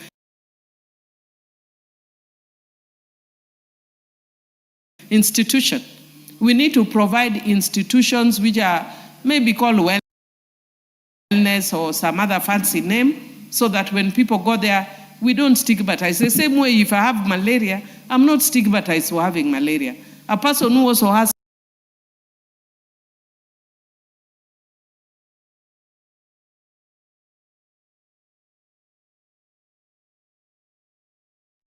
mental health should not be stigmatized for having mental health, Mr. Speaker. I support. My colleague John.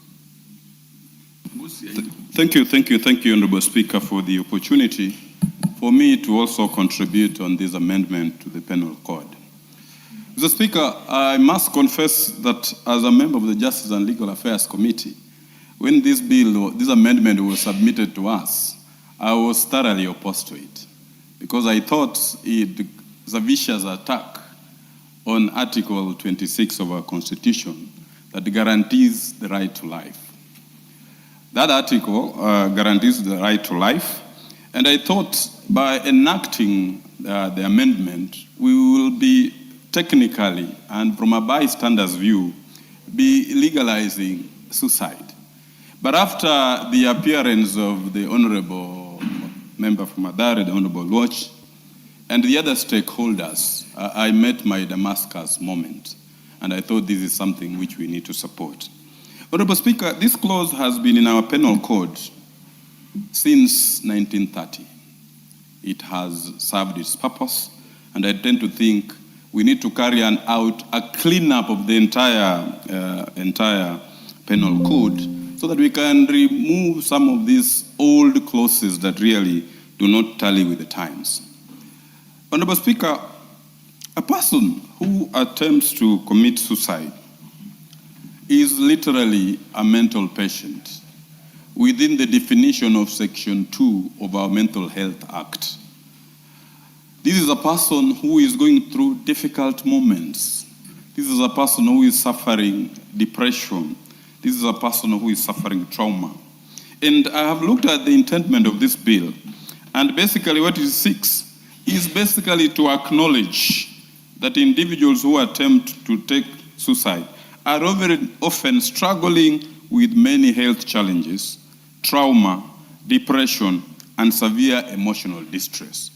Do we need to literally punish up this person by penal sanctions, by, committing him to prison or having him to pay a fine after taking him through a rigorous trial process. I do not think so, Honorable Speaker. And I will tend to think that at this particular moment in time, and has been rightly pointed out by the previous contributor to this particular motion that was ably moved by the Honorable Lodge, this is a person who requires help. This is not a person who requires to be punished. This is a person who requires assistance. This is a person who requires empathy and not punishment. And therefore, it is critically important that we pass this particular amendment so that we can really be able to look into the circumstances that actually make this person to be depressed and think of taking away his life, his or her life, which is deemed sacred. Honorable Speaker, in the course of our engagements with the stakeholders, Honorable Speaker, we were informed that this matter has also been taken to court, and the courts have had to pronounce themselves on it.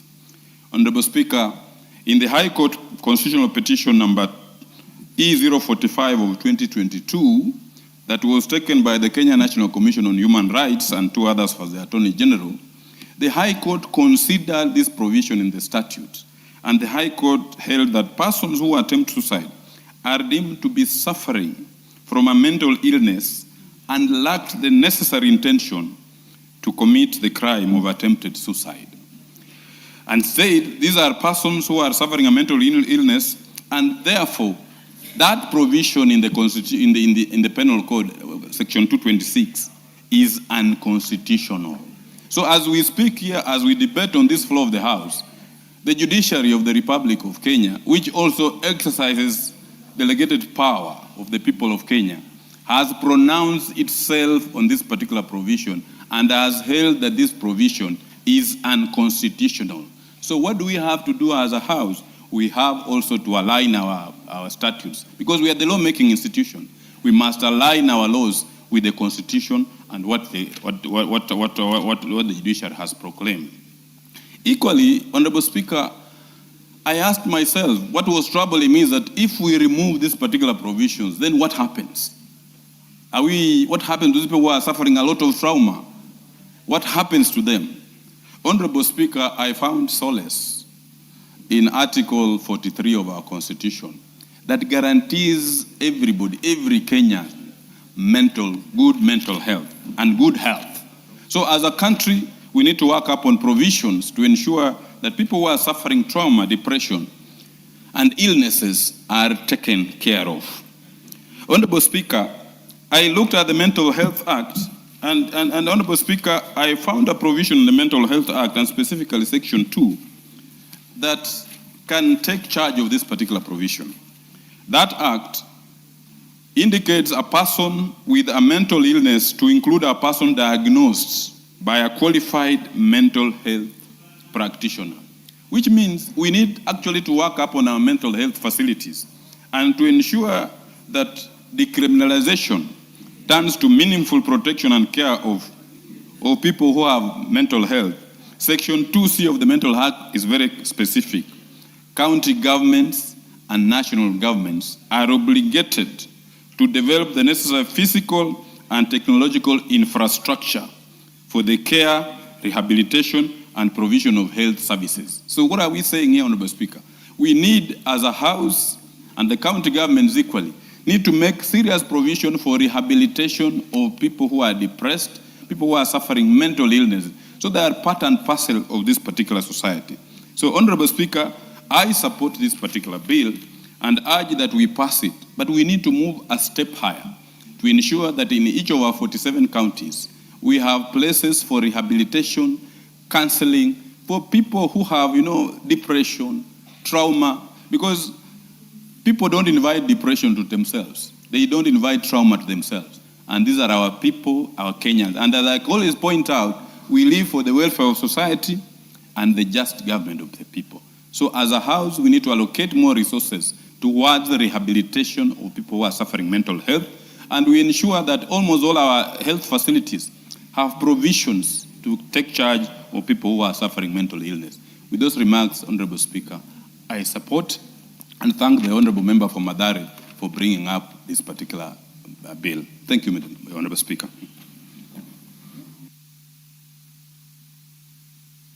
Thank you, Mr. Speaker, for this opportunity. I'll be very brief, not to repeat what my colleagues have said. But from the onset, let me begin by saying I'm supporting these proposed amendments of the Penal Code by Honorable Anton, a member for Mathare, who has been my good friend. And also, I've interacted with him in many social settings, and he has been really championing on this proposed amendment, Mr. Speaker. Mr. Speaker, people who go through many disorders like mood disorders, anxiety disorders, personality disorder, or psychotic disorders, sometimes they can contemplate to commit suicide. And it is not their wish to take their lives. And that is why I am saying we don't need actually to criminalize the act. We need to come up with a solution of supporting them, and also looking at these people, we give them refuge through medical intervention. And it is very important, once we experience this kind of people, we give support rather than subjecting them to prisons and, of course, criminalizing them, Mr. Speaker. Mr. Speaker, some of these circumstances that lead a person to contemplate committing suicide is the issue of long-term isolation, prolonged work stress, which you usually go through. Even I'm sure some of our members of parliament here, they are very stressed when they are going through, when they are waiting for the next elections. And many of them actually can go through hormonal fluctuations and trauma and stress. And that is why we are saying they might even end up contemplating committing suicide. And Mr. Speaker, instead of doing this, let us build in each county at least a facility for mental challenges, so that we can handle many of these. Our society, if you walk in every town in your constituency, you will see these people going through these challenges. And I think it is high time we support these amendments for the sake, and even we will align it in our constitution so that we don't really heavily punish people who are innocent, Mr. Speaker. And without laboring too much on this, I fully support, congratulate Anton Oluoch for these wonderful amendments, and I fully support, Mr. Speaker. Thank you. Vendikeri. Thank you, Mr. Speaker. I stand here to support this amendment on the penal code brought by our senior Honorable Oluoch. Mr. Speaker, suicide is becoming a killer factor in this country. I will specifically point out in my constituency, Mr. Speaker, we have seen a wave of suicide, particularly among the male people and the youth. And it's across the country. Why? Because of the environment that majority of these people are operating from. Statistically, Mr. Speaker, you notice that it has confirmed the cases where there are family conflicts are forcing some people to commit suicide. Mr. Speaker, the increasing influence of the peers and consumption of illicit substances, not by choice, but being forced by circumstances. Majority of these people are committing suicide.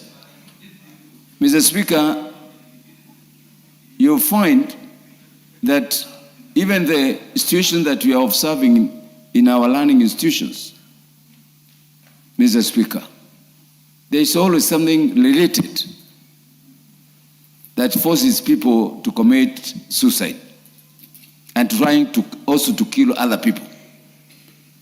Mr. Speaker, I think it's high time we start dealing with preventive mechanisms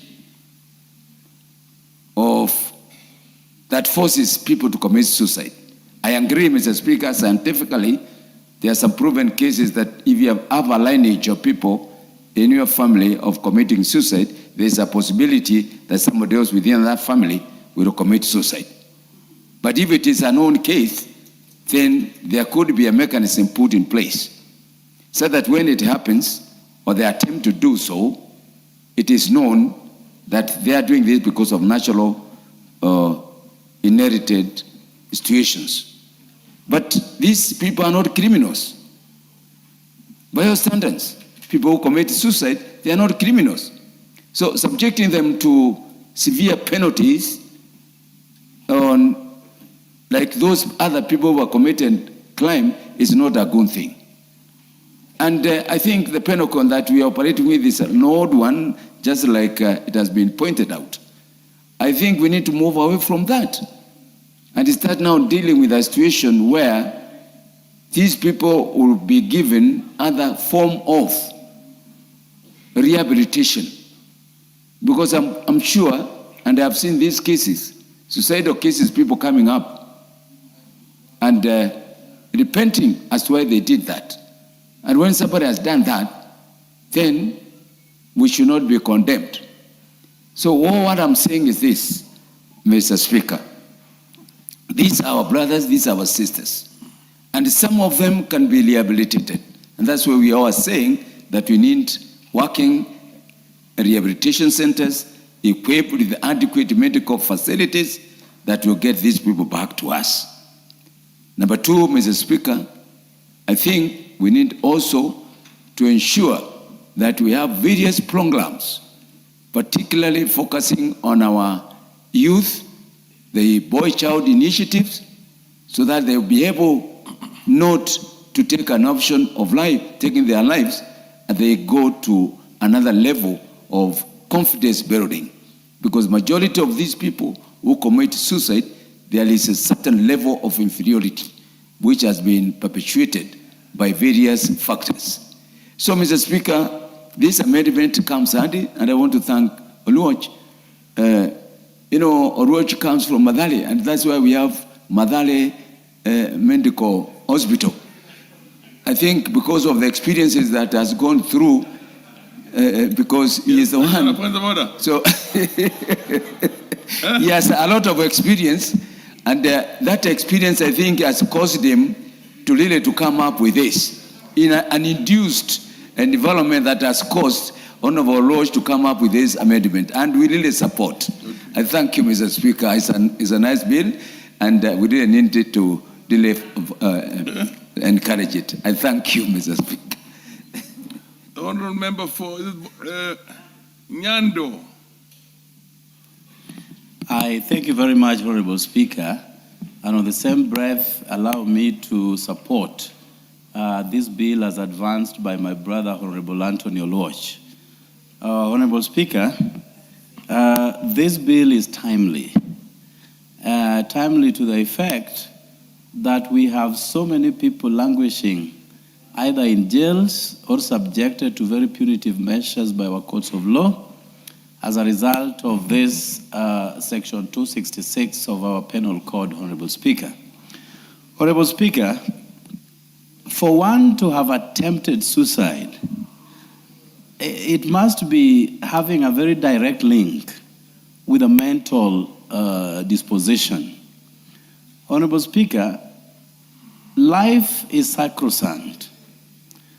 And to the level that somebody as pure as life is and of great value, to have thought through to take that life out of his body, there must be something tragically wrong. Honorable Speaker, it is therefore most important that we treat this, any suicidal attempt, as an affront to not just our lives, but a mental issue that calls for greater introspection that would lead into medical attention, Honorable Speaker. Honorable Speaker, coming at a time when organizations that have been consistently drawing a lot of their funding from the United States are now cutting back because the government of America is not willing to fund even on psychotherapy issues of people undergoing medical psychosocial issues, Honorable Speaker. Is therefore something that we must collectively as a House truly relook into, Honorable Speaker. Honorable Speaker, once these people will be subjected to psychosocial and psychotherapy medication, Honorable Speaker, you may realize at the end of the day that indeed issues that probably propelled one to think along the lines of suicide, Honorable Speaker, are not as so stringent as to warrant death. If people who have mental issues can be taken to hospitals such as Madare, where the mover of, where the sponsor of this bill represents, Honorable Speaker, can be taken through medication. I want to recognize the presence of students from Kabule Sobet Primary School, Sotik Constituency, Bomet, and students from Kiserian Adventist School, Kajiado West, Kajiado. I'll come back to you. Yeah. And give an opportunity to the gracious lady here to give words of encouragement to the students from those two schools. Kapole Sobet Primary School and Kiserian Adventist School. Give them words of encouragement. Thank you, Honorable Speaker, for giving me an opportunity to encourage the lovely students who have visited us today. My word of encouragement to you is that first, put God first in everything that you do. Commit all your plans to Him and you will succeed. The second thing is generosity. Always share your wisdom with each other. If you're good in maths, help the person who is not good in maths. The third thing I would want to tell you is always be grateful for the opportunity. Many students would want to be in school, but they're not in school. You have been given that opportunity. Respect your parents, listen to your teachers, and above all, work very, very hard. Finally, observe something that we call growth. Every day before you sleep, ask yourself, have you learned a new thing? And if you've not learned something new, kindly make sure you open your dictionary and learn something new from that, from whatever you for that day to be marked as something new that you've learned. Finally, I would want to tell you, if you want to become a lawyer, an engineer, a pilot, whatever you want to become, start acting like them. Sleep like a lawyer, eat like a lawyer, talk like a lawyer. And my final question to you would be, is there a lawyer who plays PlayStation the whole day? Is there a lawyer who sleeps the whole day? Is there a lawyer who watches movies the whole day? Thank you so much. God bless you. And we look forward to seeing you successful in the future. Thank you.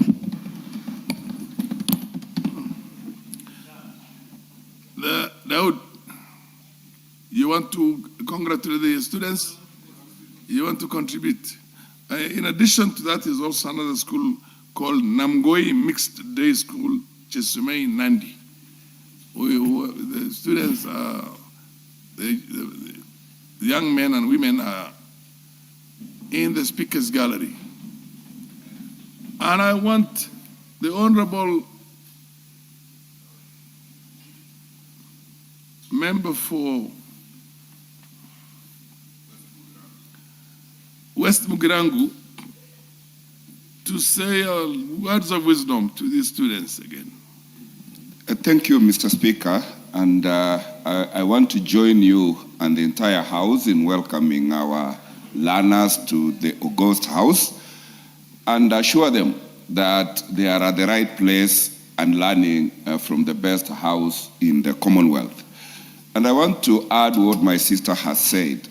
When you are in school, learners, this is the time you define yourself, you define your future, and you are guarantee both yourself and the family you belong to of your career pathway. We have seen a tremendous transformation in the education system, which is now inculcating skills in you that will make you total men and total women when you start your career paths. Jitume and make sure that you excel in whatever you undertake. Please, while in school, learn from your teachers, but more importantly also learn from each other. Be your brother's keeper, be your sister's keeper. Do not do that will hurt God and the law. And in particular, I want to encourage you that you cannot resort to taking your life, because you are in the House when we are discussing an amendment that takes away the criminality from those who attempt to kill themselves. Never ever harm yourself or anybody. Never harm any property in the Republic, because the law will catch up with you. We wish you all the best. Journey mercies when you go home, and the teachers who have brought our learners here, keep bringing them, and we will always encourage them to be lawyers, to be engineers, to be doctors, to be teachers, and to be speakers of the House like Honorable Farah Maalim, who has welcomed you. I thank you, Mr. Speaker. Chemetian, you're the only one who is in the chapters right now from Rift Valley. And 2 of the schools are from Rift Valley. Proceed. You're also from Rift Valley? Yes. Great. She has done that. She has already given her piece. But let me just put across a word. Not just very flowery. Thank you. I can see the future presidents of this country. I can see the future senators, speakers, generals, ladies who are going to become ambassadors to Saudi Arabia with hijabi. and I can see a lot of potential up there. So give them Very all true. the words of wisdom and encouragement. Thank you so much, Mr. Speaker. I also want to say to all the students in the House today that success is very intentional. Whatever thing you put into your mind, whatever thing you wish, and everything that you do today reflects your life tomorrow. The world will not judge you because of your best grades, but they will judge you according to your attitudes and your hard work. Listen carefully to your teachers, respect your parents, and learn that the society belongs to everyone without prejudice of tribal, gender, and you will always be among the best people in this universe. Otherwise, I want to say, while you are in school, as long as you are in uniform, there will be a day that you will wake up in the morning and you will not be putting that on that uniform, because young or youthfulness is a transient. Make use of this time, work so hard, and you will always be paid. And hard work always pay. Thank you, Mr. Speaker. Character is everything, yeah? Character, yes. Okay. Thank you. Now I'll call on the MP for Nyando to finish his contribution. I thank you once again, Honorable Speaker, and on the same breath, I also want to encourage our young children to remain focused. Discipline is everything, above all, Honorable Speaker. Just their same age, there are now students who are facing murder charges, Honorable Speaker, because they lit fires into their dormitory at Utumishi Academy, Honorable Speaker. Young children, if found guilty and culpable, will stay in prison for their entire life because of a small decision, a wrong decision that they took, Honorable Speaker. And therefore, every student, those present here and those outside, before you act, think, and think deeply. Do not go by the spur of the moment, you know, what they would call the group thinking, the group mentality, but do the right thing. Honorable Speaker, taking a tangent from where I left, there are people who suffer mental illnesses and are taken to hospitals and they heal. They become normal, Honorable Speaker. A few years ago, I took one of my relatives who was suffering mental illness to Kisumu District Hospital, Honorable Speaker.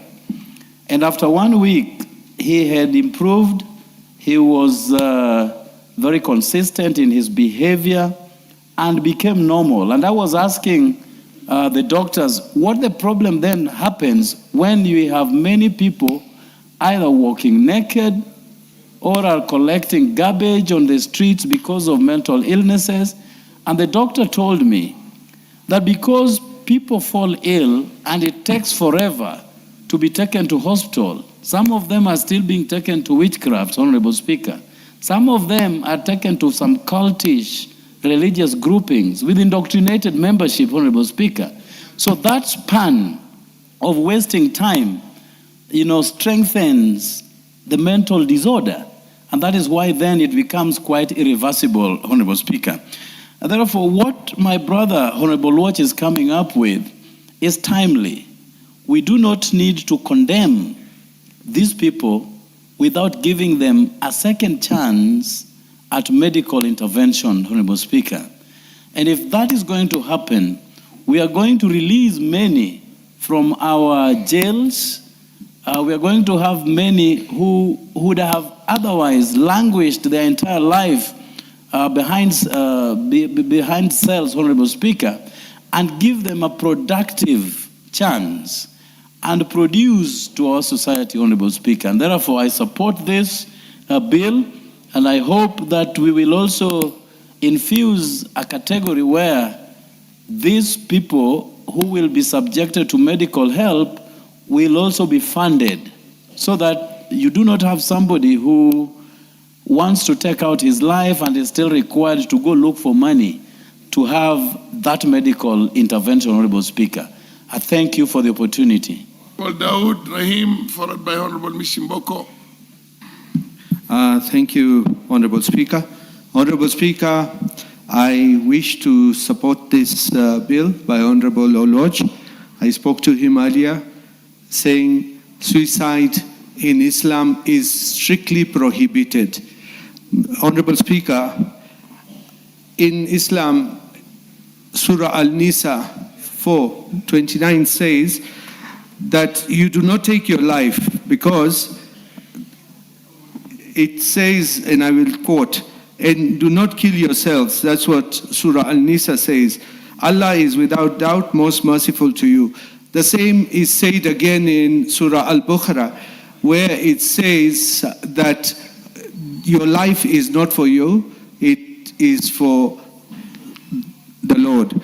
Mr. Speaker, suicide is not just suicide by its own. It goes, the Islamic scholars have now come up and said it is a mental health issue. And when you are not in control, because suicide, there are many factors which influence suicide, Honorable Speaker, such as biological, social, or even environmental. And depression is one of the main reasons contributing to psychiatric causes, and that 70, I think it's about 700,000 adolescents from 19 to 29 who lose their lives because of suicide. Mr. Speaker, the suicide rates are surprisingly higher in some of Muslim countries like Nigeria and other few countries. They are higher than the global average. So, Mr. Speaker, mental illness like depression, anxiety, post-traumatic stress disorder are more likely to rise among people affected by conflict and displacement, limited access to water, shelter, challenges such as unemployment and immigration. Mr. Speaker, when we talk about mental illness, we should even think about people who are facing life-threatening diseases, euthanasia. I want to ask Honorable Oloch to see if we can put the definition of euthanasia or assisted dying, because, Mr. Speaker, there are few countries who have passed the laws that allow euthanasia, which is medically certified, that people who are suffering from illnesses which they cannot be treated, and they're dying in a way which is very, very difficult for the family and for themselves. So they get medically assisted, but it is criminalized in a lot of societies. Only a few countries have approved it. But I would want Honorable Oloch to see if we can include the suicide, which he has mentioned, the legalization. We are not saying we want to encourage people to commit suicide, but we have to be ahead and support our people, because otherwise there is a lot of issues with mental health in this country, and if you're not having suicidal thoughts, I don't know what you will do, because things are tough as it is. We need to have institutions established where we can talk, because in Islam it does not allow you, but some of the countries, because of religious beliefs, people will not commit suicide because of the religious beliefs, but they suffer in silence, Mr. Speaker. And we need to get that, maybe an institute, or have mental health clinics more often, so that the people who do think about committing suicide, they will reduce. Mr. Speaker, I'm glad the bill by Honorable Oloch has been passed by the Committee of Legal. Mr. Speaker, I tried to bring my bill on penal code, change of a penal code, where I said a woman who is pregnant or has a child of less than 5 years should not go for custodial sentence. But then I was told it was discriminatory against men. When I asked, do men give birth? And there was no question that men cannot give birth, but it was dropped. But I'm glad that the Committee on Legal agreed to this one, because it goes against the tenets of the faiths which are in Kenya, the big faiths, which is the Christianity and the Muslim. But now we have to, because there is a study which has been done in Egypt. The Islamic scholars have said a person who does not have control over themselves, then it is not illegal. It's a sin, but not kufr. And the Prophet sallallahu alaihi wasallam did not pray during his time, did not pray the janaza salat for people who had committed suicide, but he did not refuse the others not to pray for somebody who has passed away for janaza. So that means he left it that at the end of time, Allah will make the decision whether this person will be thrown into the fires of hell. So, Mr. Speaker, with those few remarks, I congratulate Honorable Oloch, and I hope he can bring euthanasia as well in the bill if it is possible. Thank you, Honorable Speaker. Mheshimiwa Mishimboko. Asante Mheshimiwa Spika, na mimi pia niweze kumpongeza Mheshimiwa Oloch kwa kuzungumzia mabadiliko ya mswada huu ambao kwa Kiingereza unaitwa Penal Code. Na niweze kusema mswada huu kwanza unaangalia kuweza kuhakikisha ya kwamba maamuzi. Point of order, Konai. You want to speak on the issue? Okay. I thought you were on a point of order. Endelea Mheshimiwa Mishimboko. Asante sana Mheshimiwa Spika. Nilikuwa nafikiria atakwambia tueleze penal code kwa Kiswahili. Lakini ndio hivyo sasa akaamua yeye mwenyewe pia hajui pengine. Aendelee basi. Niweze kusema ya kwamba kwa hakika mabadiliko haya yameenda haswa hususwa na kwa sababu ya Mahakama Kuu ilivyoamua ya kwamba kifungu 226 hakiko sawa na katiba yetu ya Kenya. Na haswa ukiangalia katika katiba yetu kuna kifungu 27, kifungu 28 ambazo vifungu hivi vyote vimezungumzia usawa na vimezungumzia kwamba mtu asiweze kudhulumiwa, kimezungumzia pia kuna haki ya binadamu, na katiba pia imezungumzia haki ya kuishi, haki ya maisha. Na tunaona ya kwamba watu hawa ambao wanajaribu kujitoa uhai, kwanza huwa akili zao zimetoka katika kuwa akili timamu na zimeingia katika akili ambazo zimekuwa na tofauti ama zimekuwa na wasiwasi. Na ambapo iwapo mtu ambaye amekuwa na akili ambazo zimeingia tofauti na kuweza kutaka kujitoa uhai, alafu mtu yule aweze kuhukumiwa kwa miaka 2 na kupelekwa katika jela, inakuwa ni jambo gumu sana. Kwa mfano kule kwangu Likoni kulitokea kisa kama hicho. Mtu alitaka kujitoa uhai, akaweza kushikwa na akapelekwa gerezani. Lakini alipokuwa kule gerezani, kwa sababu akili zake kidogo zilikuwa zimefyatuka ama zimekuwa na itilafu, aliweza kukaa na kujiua akiwa kule gerezani.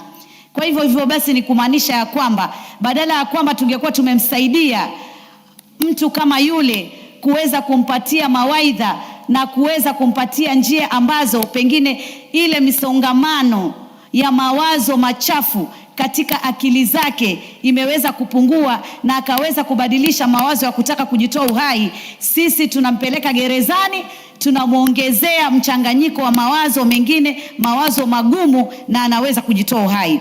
Vile pia tukiangalia katika tume yetu ambayo inasimamia haki za binadamu, wamezungumzia ya kwamba, na walikuja katika komiti kule seneti na wakazungumzia ya kwamba asilimia kubwa sana ya watu ambao wanajaribu kujitoa uhai huwa wametoka katika akili zao timamu na wameingia katika akili ambazo zimekuwa na itilafu, ndiposa wanaweza kufanya jambo kama hilo. Na wakazungumzia ya kwamba watu kama hawa, badala ya kwamba sisi tuwachukue na tuwapeleke gerezani, tunatakikana tuwapatie mambo ya kuzungumzia elimu ya kiakili na kuweza kuwapatia madawa ama tiba ambayo itawabadilisha msongamano ule wa mawazo machafu na waweze kuwa na mawazo mazuri, ndiposa waache kufanya kitendo kama kile cha kuweza kujitoa uhai.